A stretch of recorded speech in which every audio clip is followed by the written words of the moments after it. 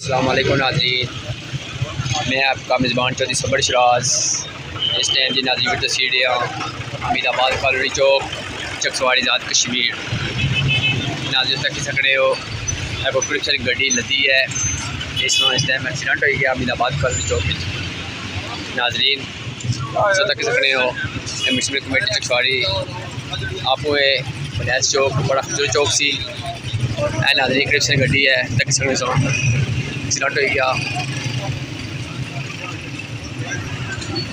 आइए पट्टी कराइए आयो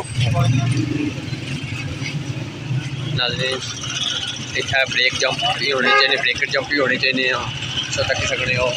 लोग स्पीड होना चाहिए जिसले एक्सीडेंट हो जाए।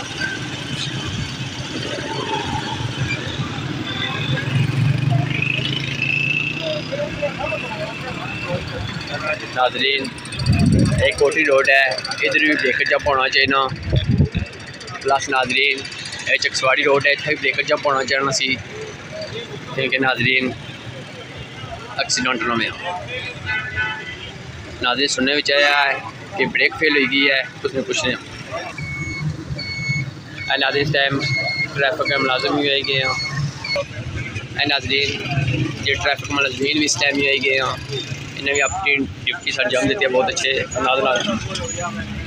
नाज़रीन ट्रैफिक जोड़े इंचार्ज हाँ मिर्जा अकबर साहब भी वो भी आई गए हैं, इन्होंने पूरी इंतजामिया आई गई है, इसलिए बारे में कोई अच्छा फैसला कर सकूँ।